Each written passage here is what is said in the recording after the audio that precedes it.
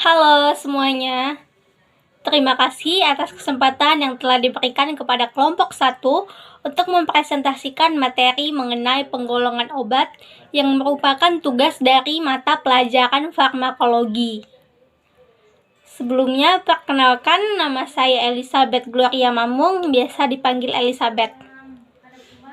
Seperti yang kita ketahui, ketika membeli obat di apotek sangat penting untuk memperhatikan lebih jauh jenis obat yang dibeli, termasuk golongan apa obat tersebut. Hal ini dianggap penting karena obat tidak boleh digunakan sembarangan. Di Indonesia, pemerintah telah menyediakan undang-undang golongan obat secara spesifik. Namun, belum banyak orang yang mengetahui hal ini. Yang akan kami bahas pada presentasi kali ini yaitu penggolongan obat berdasarkan jenis atau penandaannya.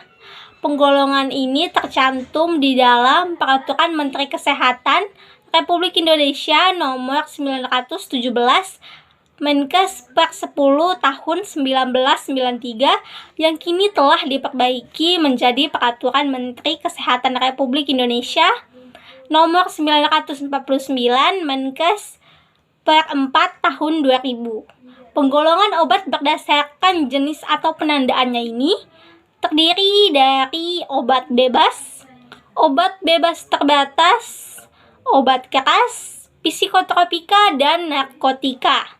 Saya sendiri akan membahas mengenai obat bebas. Obat bebas disebut juga OTC, over the counter, karena dapat dibeli secara bebas di pasaran, baik itu di supermarket, toko, warung, maupun di apotek, tanpa menggunakan resep dokter. Jadi obat bebas ini aman atau tidak membahayakan bagi si pemakai, karena obat bebas ini memiliki efek samping rendah serta kandungan bahan-bahan yang relatif aman. Kebanyakan obat bebas ini adalah obat-obatan yang digunakan untuk mengobati penyakit ringan seperti flu, batuk, atau demam. Obat bebas juga bisa berupa vitamin dan suplemen nutrisi. Meskipun penggunaannya tanpa pengawasan dokter, masyarakat harus tetap memenuhi petunjuk dan dosis yang tertera pada kemasan ketika mengonsumsinya. Obat bebas dapat disimbolkan dengan lingkaran berwarna hijau bergaris tepi hitam pada kemasannya. Contoh obat-obat yang termasuk kategori obat bebas yaitu paracetamol, Milanta, Microlax, Promac, dan masih banyak lagi obat bebas yang beredar di pasaran dengan simbol lingkaran hijau bergaris hitam pada kemasannya.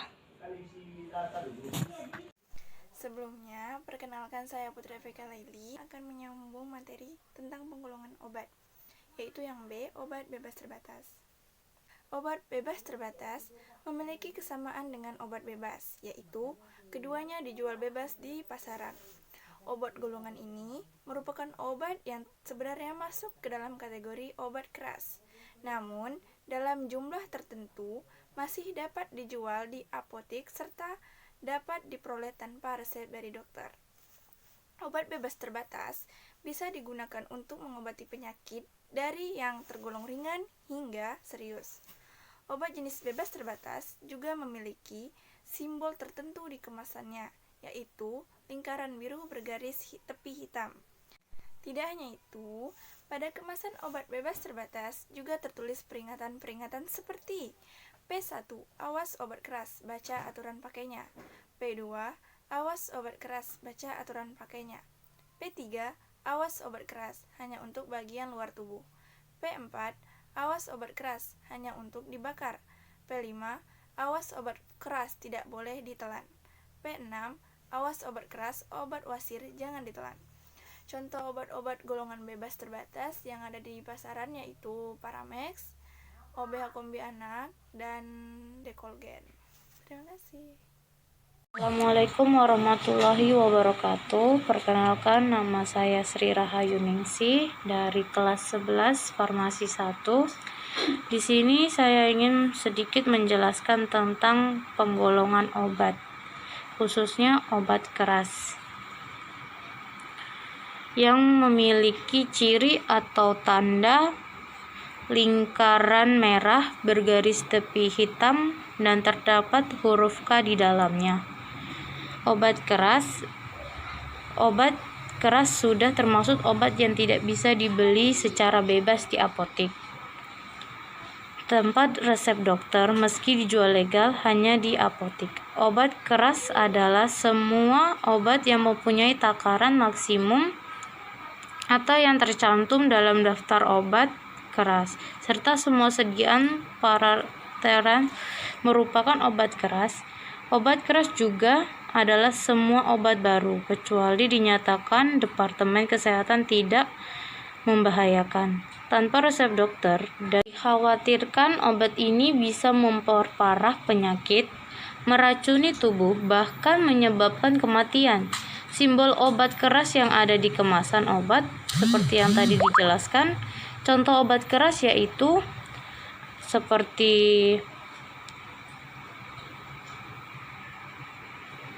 asam fenenamid, Lodia, Laboratomid HCl, dan lain-lain. Perkenalkan, nama saya Kristina Octavia, saya dari 11 Farmasi 1. Di sini saya akan menjelaskan tentang narkotika. Narkotika ialah obat atau zat yang berasal dari tanaman ataupun bukan dari tanaman, baik secara sistematis maupun semi sintetis. Obat ini untuk menurunkan rasa nyeri dan hilang rasa dan lain-lainnya. Narkotika berlambang palang merah yang ada di setiap resep. Narkotika juga hampir sama dengan psikotropika, hanya dapat dijual di apotek dan di bawah resep dokter. Narkotika memiliki 3 golongan. Golongan pertama, ketergantungan yang tinggi, contohnya adalah heroin, kokain, dan daun koka. Golongan kedua itu untuk mengobati seperti morfin, potidin, dan metodin, dan metadon. Golongan ketiga itu untuk kepentingan kepengetahuan dan pengobatan, contohnya buprenorfin dan lain-lainnya. Nama saya Kesnaria Laia, saya dari kelas 11 Farmasi 1. Di sini saya akan menjelaskan golongan obat psikotropika. Menurut Undang-Undang 05 tahun 1997 menjelaskan bahwa psikotropik adalah zat atau obat baik almiah maupun sintetis, bukan narkotik, yang berkhasiat psikoaktif melalui pengaruh selektif pada susunan saraf pusat yang menyebabkan perubahan khas pada aktivitas mental dan perilaku.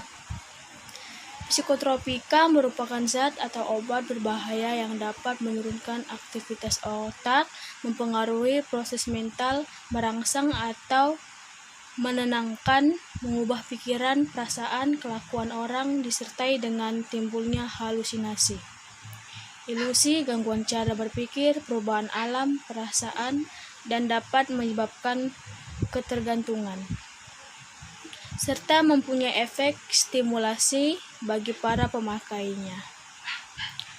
Psikotropika hanya bisa dikonsumsi di bawah pengawasan dokter. Menurut Undang-Undang Negara 05 tahun 1997, psikotropika dibagi menjadi 4 golongan berdasarkan bahaya dampaknya pada tubuh manusia. Psikotropika golongan 1 hanya boleh dipakai untuk keperluan ilmu pengetahuan karena memiliki potensi yang kuat untuk menyebabkan ketergantungan yang sangat kuat pada penggunanya. Lain dari psikotropika golongan 1, psikotropika golongan 2 bisa digunakan untuk pengobatan maupun untuk kepentingan ilmu pengetahuan. Namun, psikotropika golongan 2 tetap memiliki potensi kuat untuk menyebabkan ketergantungan. Contohnya aminepitina, metilfenidat, dan sekobarbial. Psikotropika golongan 3 lebih banyak digunakan untuk pengobatan, meski obat jenis ini juga bisa dimanfaatkan untuk keperluan ilmu pengetahuan. Resiko ketergantungan pada psikotropika golongan 3 cenderung rendah. Contohnya yaitu amobarbital, pentazocin, dan pentobarbital. Selain itu, sama seperti golongan 3, resiko ketergantungan psikotropika golongan 4 juga rendah. Psikotropika golongan 4 banyak digunakan untuk pengobatan maupun keperluan ilmu pengetahuan. Contohnya yaitu alprazolam, diazepam, fenobarbital, clobazam, dan chlordiazepoksida. Karena bersifat keras, psikotropika dan obat keras berada di dalam kategori yang sama.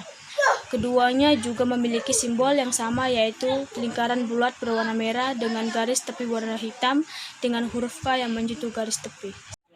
Demikian dapat disimpulkan dari presentasi kami bahwa penggolongan obat berdasarkan jenis atau penandaannya terdiri dari obat bebas terbatas, obat keras, psikotropika, dan narkotika. Saya akhiri presentasi dari kelompok 1. Mohon maaf bila ada salah kata. Terima kasih.